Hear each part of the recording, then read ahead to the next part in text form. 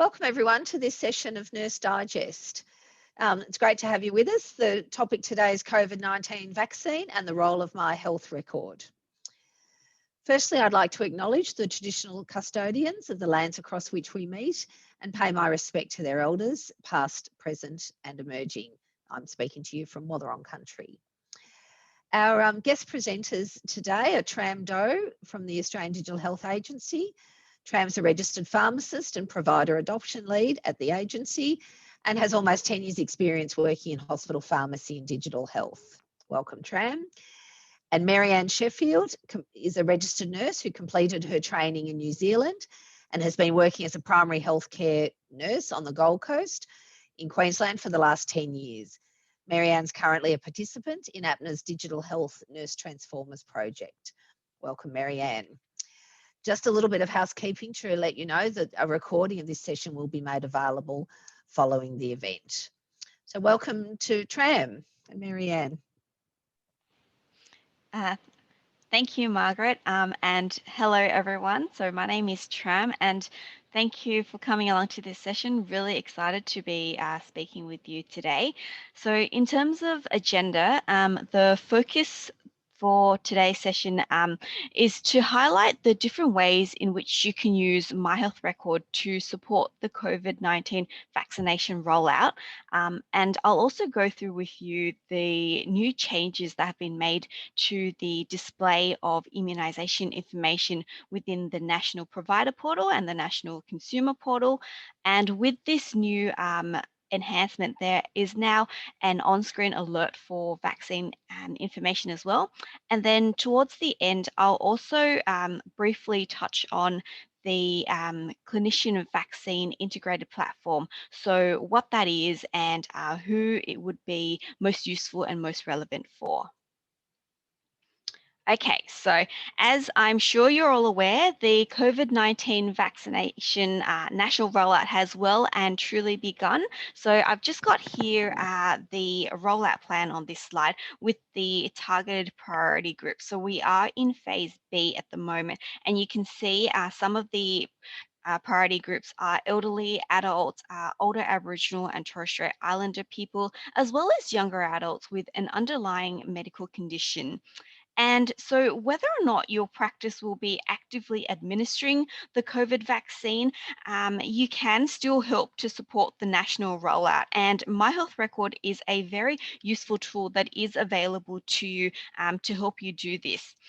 And so with the individuals who do fit into phase 1B, a lot of them may be receiving their vaccine at a clinic or a practice that's not their usual practice and wouldn't necessarily have their clinical information. And for those patients who do meet eligibility through an underlying medical conditions, they will need to prove their conditions to ensure that they can receive their vaccines. And so this is where My Health Record comes into play. So I have here some of the key documents that you'll be able to find within an individual's My Health Record.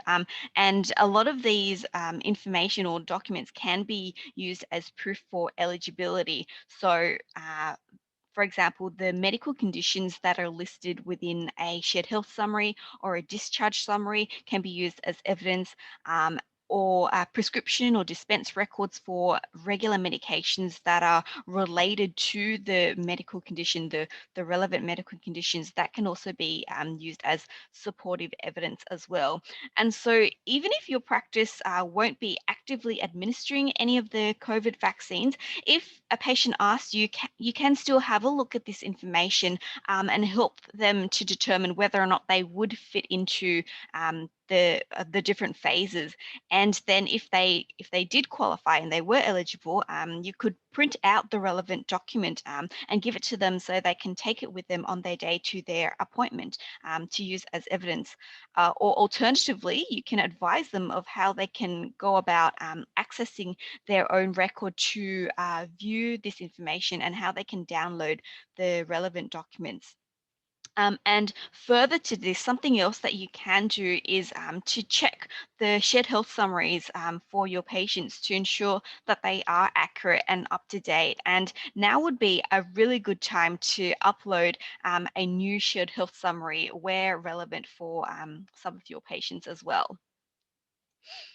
And then, in addition to all of that, if your practice was involved in administering the COVID vaccine or any vaccine for that matter, you can use some of the clinical information available within My Health Record to support your clinical checks and the pre-vaccination screenings. So the Medicines Information View is a really useful tool that you can use in these instances. So you can check the allergies and adverse reactions section to see if the individual has had a previous reaction or anaphylaxis to a previous vaccine or vaccine component.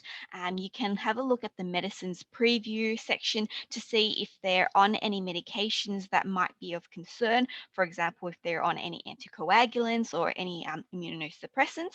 And it also links to the most recent shared health summary and the most recent discharge summary, so that if you are seeing a new and unfamiliar patient and you wanted to gain a good overall summary of their clinical picture, you can have a look at these documents to quickly do so. Now I do want to say that My Health Record does contain some really useful information, but be aware that it may not contain every piece of information, and so do use it as a supportive tool, but don't treat it as the complete source of truth. And some other information that you'll be able to find as well are the immunization history for the individual. So there is a integration between the Australian Immunisation Register and the My Health Record system. And so any vaccine record that has been uploaded to the register will then flow through and be available in My Health Record. And so if you're accessing the system through a clinical conformance software such as Best Practice or Medical Director, this information will be available from within the Medicare overview. So if you go into the Medicare overview, there will be a section here where it displays the immunization history for the individual. Now, note that this is just the information that has been obtained from the Australian Immunisation Register. And so if there was any immunisation history that was uploaded as an event summary or a shared health summary, that won't appear here, but you can still view the individual documents within My Health Record. And so at the time of consult, when you're about to administer the vaccination, you can have a look here to check if this individual has had a recent flu shot and whether that would be of any concern, or if they're coming in for their second dose of the COVID vaccine, you can check and have a look to see what the brand of the first dose was to make sure you are giving the same one. You can also check the date that it was administered to make sure that the appropriate dose interval has elapsed. And I'm sure you're all aware of the recent legislative changes or requirements to reporting of vaccinations.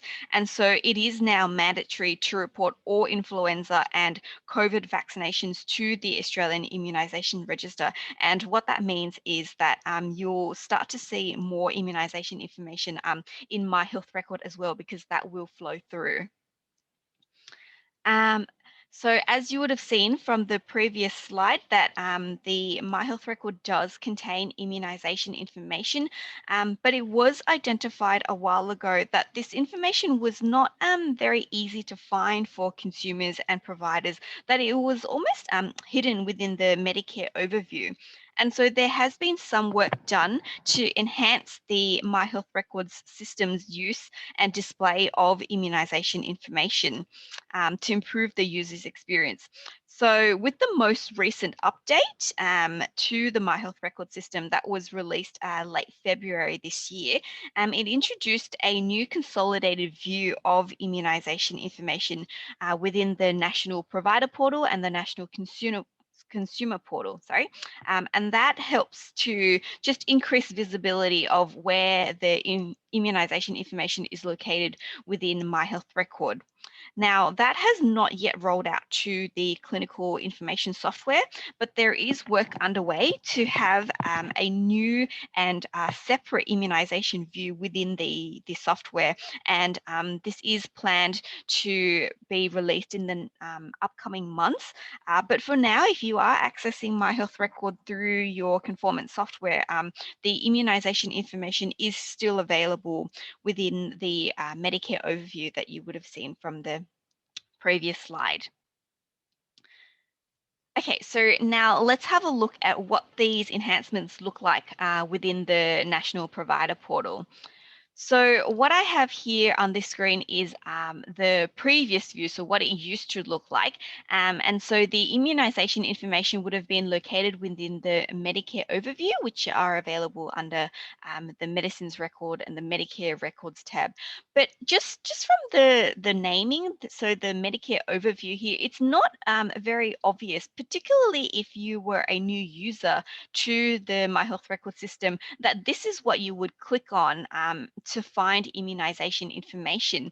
And within the previous view and release, there was also no alerts to the provider on the immunization status or when the next vaccine was due. And so I have here now on this screen what the new view looks like. So this is now live and available, and this is for the, again, National Consumer Portal. So you can see immediately at the top here that there's now a new and dedicated Immunization Records tab that you can click on. And that just makes it a lot more obvious where the information is located. And then here, this is the health record overview page. So this is the landing page, the first page that you'll see when you log in. And at the top here, you can see there's now a new alert here for the second dose of the COVID vaccine. And then if you scroll down to the bottom of this page, there's also a, if you scroll down to the bottom of the page, there's also now a section on immunizations, and you can click on the link here and it'll take you to the same page as this one here. And so now within this new view, it's just a lot more obvious where the immunization is located, what the immunization information entails, and how you can access and get to that information. And so all of the immunization information that was previously under the Medicare overview, that has now been removed from that view within the National Provider Portal. Just be mindful of that as well. Okay, so when we actually go into the Immunization Records page, this is what you'll see. So at the top, there will be a section here which is the alert for the next immunizations that are due. So you'll be able to see the brand and some details of what the vaccine is, as well as the due date. Now, currently it is only for the COVID-19 vaccines. However, there is discussions and plans in place for this to roll out to other vaccines. For example, the National Immunization Program vaccines. And then following that, section is the immunization history. So you'll see here a display of all of the different vaccine encounters for this individual in this table here. And so some of the details would be the date that it was given, and the disease that the vaccine was for, the brand or some details of the vaccine, the dose where relevant, as well as the source. Now, if you recall from the previous overview that the Medicare overview only pulled information from the Australian Immunisation Register. Within this new consolidated view here, it will also pull through any immunisation information that has been uploaded as a document in My Health Record. So for example, an event summary. So one of the benefits of that is that if this will help to capture missing information. So for example, if there was a vaccine that wasn't reported to air prior to the legislative changes, but it was entered as an event summary, for example, you'll be able to see it in this one view here. But be mindful, though, that what this means is that now, if a vaccine encounter was uploaded to air and it was also uploaded as an event summary or a shared health summary within the My Health record, that this information would appear twice in this table here. And so there may be some duplication of information. And so just be a bit mindful of that when you are interpreting the information in this table. But it should be quite obvious from the details, so the date and the vaccine information, that the different entries are referring to the same vaccine encounter. And what you can also do to avoid this is you can filter by source. So here we've got all, so that's everything. You can filter by just records from air, or you can filter by just records from or just documents from within My Health record as well. And it does link through to the source document as well. So each entry will have a hyperlink to the source document as well. And here is just what it will look like for consumers. So this is the National Consumer Portal. And so under the Documents menu, there's now a new immunizations option. So it's just a bit more obvious for the consumer where they can find this information. And then when they click onto this, this is the page that it will take them to. And it's the layout and the information is very similar to what you would have seen in the provider portal. Again, there's the alert option, up there, and then the immunization history down at the bottom. And again, as in the National Provider Portal, the immunization information, that section in the Medicare overview, that has now been removed as well. And so again, for alerts, the providers and consumers will now be able to see alerts for their next vaccine. And there's also a MyGov Telus Once integration as well. And what this is the individual can now go into their MyGov account and update their contact details and have these details flow through to their My Health record. And so that just means that they'll only need to update their information once, and they don't need to enter in multiple times. And all they'll have to do is the next time they log into My Health record, they'll see an alert that there's been some contact details updated, and they'll just need to confirm and verify that the information is correct. And so this is something that you might want to mention to your patients when you see them, that this function is available, and to encourage your patients to update their contact details through MyGov. And one of the reasons behind this integration is for consumers in future to be able to receive notifications for their next vaccine via an SMS or an email, whatever their preferred method of contact is. And so now I'll briefly speak to you about the Clinician Vaccine Integrated Platform, or CVIP. So what this is it's a digital solution that can be used to upload vaccine or COVID-19 vaccination information to the Australian Immunisation Register. And it was designed to assist with the COVID-19 vaccine rollout and also to help vaccine providers in meeting that mandatory reporting obligation. And it can be used by recognized vaccination providers, for example, doctors, pharmacists, nurses, and midwives. And it would be particularly useful for those of you who do not already have a clinical software that does report directly to AIR. So it is free to use, and all you would need to do is have a Proto account, and for your practice to first register with via the agent's helpline to be able to access and use the platform. And it's available online through a web browser if you're using a desktop, or it can be downloaded as a mobile application as well. And so within the CVIP, the user will be able to view the patient's immunization history from AIR. They'll also, so that they can check any previous vaccine encounters. They'll also be able to record the details of the vaccine that is being administered, and then submit that to the Australian Immunisation Register. And oh, sorry, I forgot to mention here that this is the website or the home page. And so if you want additional information or if you on how you can register for CVIP, please check this out. It also has an e-learning module if you want to learn more about the platform itself. And so now here, I just want to quickly go through a very high level overview of the overall process so you have a slightly better understanding of how it works. So this is under the assumption that the practice has opted to use CVIP as a means of reporting COVID vaccinations to AIR and that they have done that registration with the agency. And so the individual will turn up for their appointment and they'll have the ability to check themselves in and register. And so they can do that on their own devices, or they can get assistance from staff at the clinic.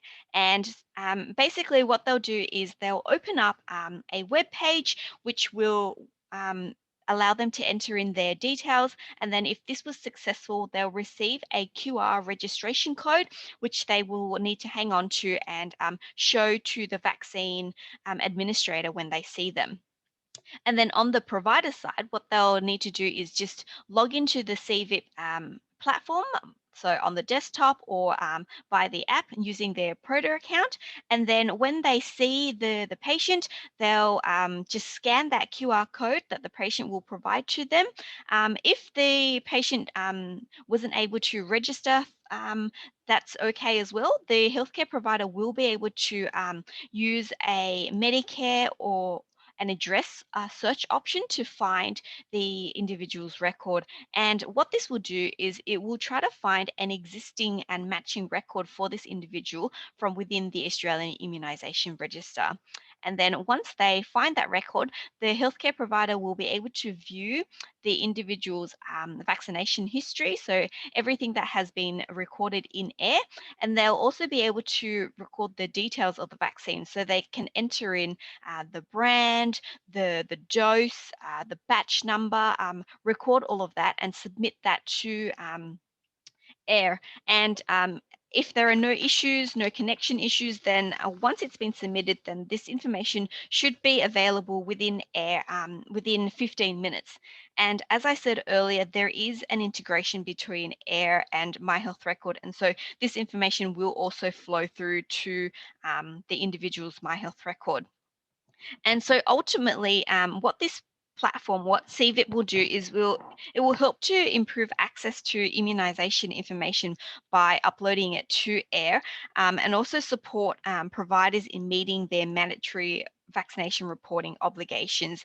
And the platform would be particularly useful for those providers who don't already have clinical software that reports to AIR and would otherwise be using the HPOS portal.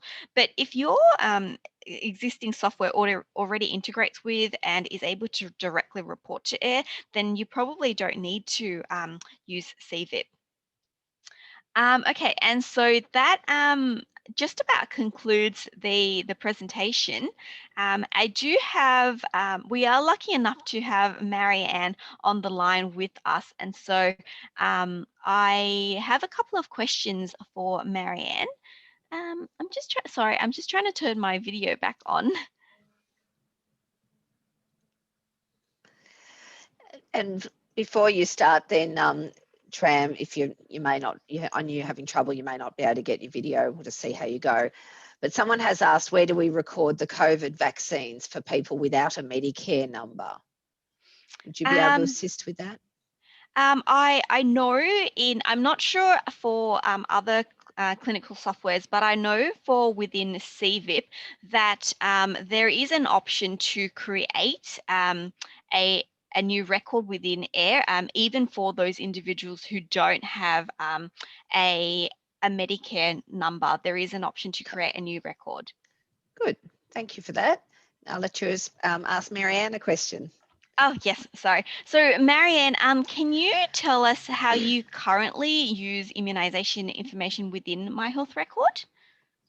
Currently, what we're using is we use it for checking childhood immunisations, and scheduled NIP immunisations for particularly for new children, new babies and children that come to the clinic.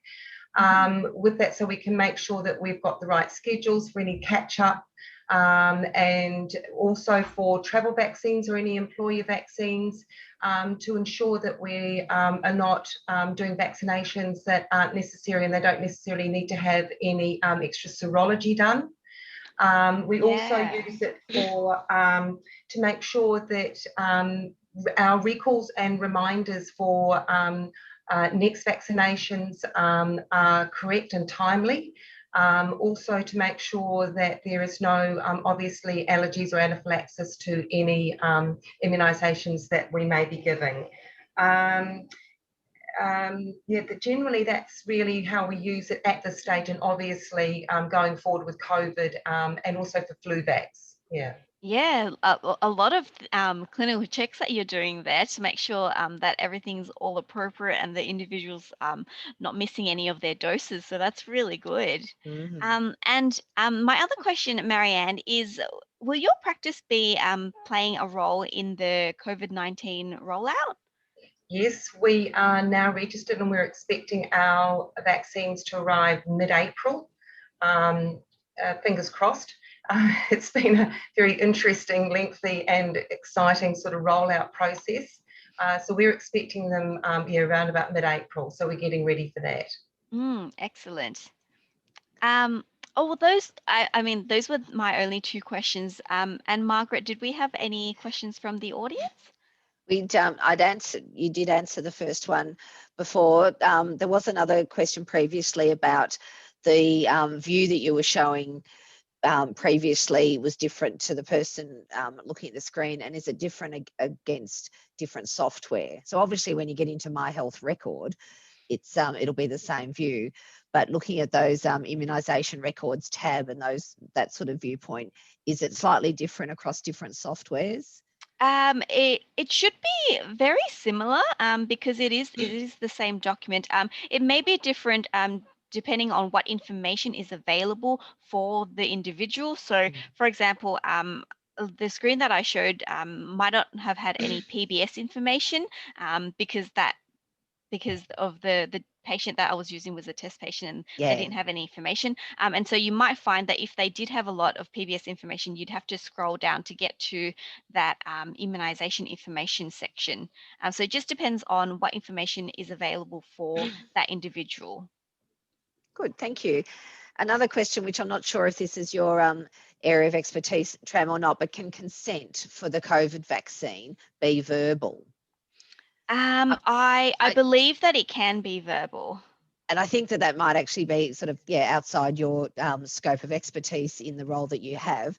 But one source that I can direct you to would be the Department of Health. They've got a lot of information, particularly for COVID vaccinations on their website. They absolutely do. And there's the Australian government document, the Medicare support for COVID-19 vaccinations, which gives a lot of examples and answers a lot of questions about administering the COVID vaccine and undertaking the vaccine suitability assessment test as well.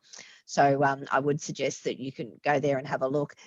APNA, on APNA's website, we also do have a dedicated COVID-19 vaccine page. So you might be able to find further information there as well.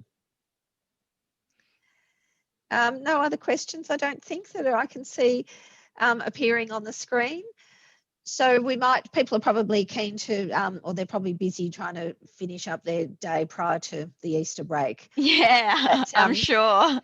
But I do thank you, Tram, and thank you to Marianne. You can see some information on the screen to contact the agency.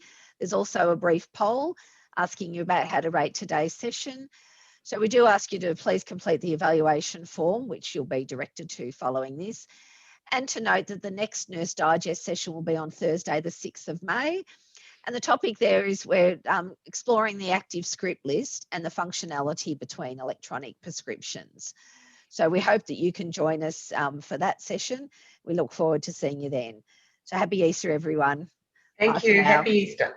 Thank you very much. Bye, everyone. Bye.